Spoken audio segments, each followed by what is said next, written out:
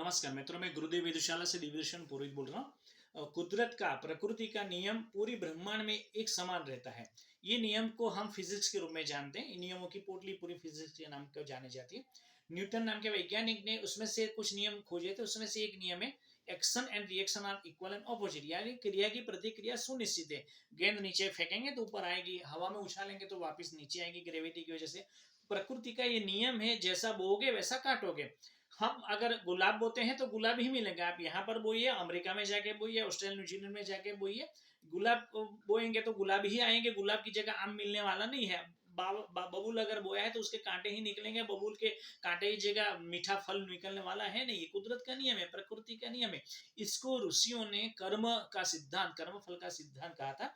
रामायण में तुलसीदास जी ने इसी को कहा है, कर्म प्रधान विश्व करी राखा, जो जस कर ही सो तस फल चाखा। पूरा विश्व कर्म प्रदान करके परब्रह्म ने रख दिया है, फिर और कोई नियम नहीं चाहिए।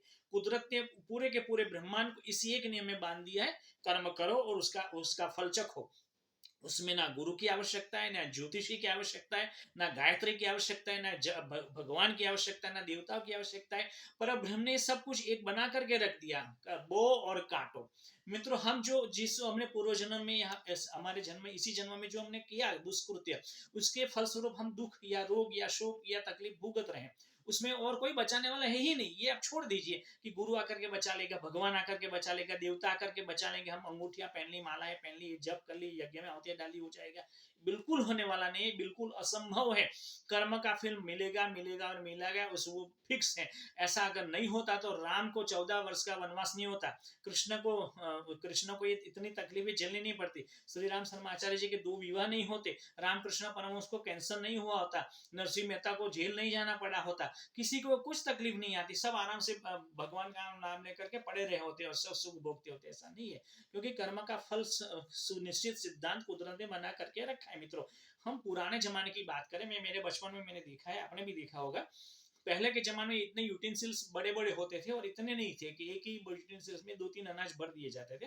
पहले मान लो अगर हमने बाजरा डाल दिया, बड़े मिट्टी के बर्तन होते थे, उसमें नीचे छेद होता था, उसमें कपड़ा ठूस देते थे, उसमें एक लकड़ा डाल देते थे, बाजरा डाल दिया, उसके ऊपर गेहूं डाल दिया। अब हम खोलेंगे नीचे वाला छेद, तो उसमें से जो बाजरा पहले था डाला था वो बाजरा ही मिलने वाला है। हम बोलेंगे हमें गेहूं खाना है तो नहीं आएगा।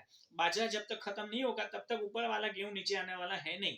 कहने का तात्पर्य, जब तक हमारे बुरे कर्म जो प्रारब्ध अब बन चुके हैं, वो जब तक खत्म नहीं हो जाएगा तब तक हमने चाहे जितने भी सत्कर्म कर लिए वो हमको मिलने वाले नहीं। हम देखते हैं आसपास में अनिति करने वाले लोग, दूसरों को पीड़ा पहुंचाने वाले आनंद से जी रहे, और हम इतना जब तक करते, इतने अच्छे रास्ते पर चलते, अच्छा गुरु कार्य करते, अच्छा करते, फिर भी हमको कष्ट कठिनाई क्यों है?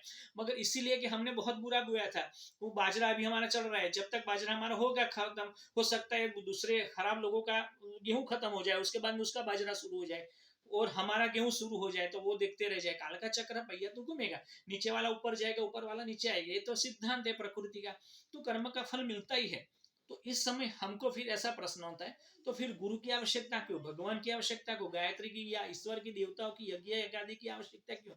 वो इसीलिए ऋषियों ने 2 वजह से दी थी। पहली वजह थी साइकोलॉजिकल। इंसान अगर कष्ट में होता है, दुख में होता है, तकलीफ में होता है, तो अगर उसके साथ में 5-6 आदमी और जुड़ जाते, उसके पास पड़ोसी, उसके दोस्त रिश्तेदार जुड़ जाते, तो उसका दुख बढ़ जाता है। उसको ऐसा होता है मेरे साथ कोई है। अब हमारे साथ कष्ट में, बीमारी में, तकलीफ में कौन रहता है? कोई नहीं रहता है। दुनिया स्वार्थी है। कौन रहेगा? ईश्वर रहेगा, ऐसा हमको विश्वास है। गुरु रहेगा, जगदम्बा रहेगी, यज्ञ रहेगा, तो हमको एक ढाढ़स बंधी रहती, चलो हमारे साथ कोई है। तो हम दुख का समय रोते काटते हुए भी काट लेते हैं, क्योंकि हमारे पीछे किसी का हाथ ऐसा, हम साइकोलॉजिकल महसूस करते। होता है कि नहीं होता है अलग बात है, मगर साइकोलॉजिकल हमको महसूस होता है। साइकोलॉजिकल इंप्रूवमेंट है। दूसरी बात, दूसरा क्या होता है कि जब आदमी बुरे कर्म में, दुख में झुलस रहा होता है, तब उसको अच्छे और बुरे का तफावत नहीं रहता। तो बुरा कार्य कृत्य करते ही चला जाता है, करते ही चला जाता है, तो और ज्यादा दुष्कर्म उससे हो जाते हैं। तो उसके लिए ऋषियों ने ये परंपरा दी थी कि आप गुरु के रास्ते पर चलो, गायत्री के रास्ते पर चलो, यज्ञ करो, मंत्र करो, ताकि अच्छे कार्य करने की आपको प्रेरणा मिले। अच्छे कार्य कौन सा? आप बीमार हैं तो आपको जैसे दवाई चाहिए, और बीमार को भी और भी 1-2-3 दवाएं दे करके देखें। हम भूखे हैं, हम एक आधी रोटी में से, हम एक रोटी से आधी रोटी हम खा लें, दूसरे भूखे को आधी रोटी दे देते हैं। हमारे बच्चे हम नहीं पढ़ा पाए, मगर दूसरे के बच्चों को पढ़ाने के थोड़ी फीस तो दे दे, भर दे। किसी को तकलीफ में, उसके आंसू तो पहुंच दे।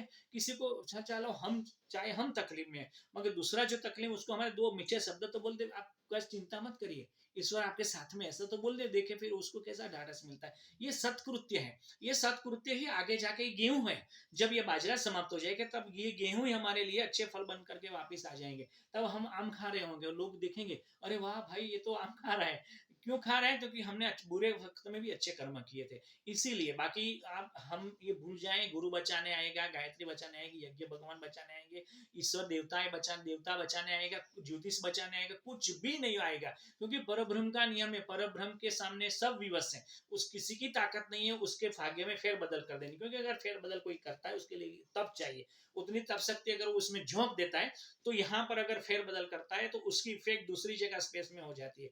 पूरा ब्रह्मांड एक ताने बाने से गुना गुथा हुआ है। ये ताना बाना जो है वो यहाँ पर अगर आपने जोर लगा दिया तो दूसरी जगह से ऊपर आएगा।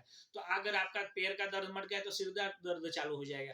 तो दर्द भुगतना ही है, कष्ट भुगतना ही है। कर्मों का फल चाहे जैसा भी उसको प्रारब्ध युग मान करके भुगत लेना है और सत्कर्म करते रहना है। यही कर्म का सिद्धांत है मित्रों, और यही पर चलना है हमें। ये मैं मेरा अपना एक्सपीरियंस बता रहा हूँ। बचपन से मैंने देखा है, मेरे जीवन में भी देखा है, हमारे जीवन में भी हमने देखा है, और आसपास के दोस्तों के, परिवारों के, मित्रों में के जीवन में भी हमने देखा है। आपने भी देखा होगा कि कर्म के फल को कोई नहीं रोक सकता, कोई नहीं टाल सकता। प्रारब्ध योग जो बन गए उसको भुगतना ही पड़ता है। उसमें हमें किसी के पास जाके किसी से भीख मांगने की कोई भी आवश्यकता नहीं है।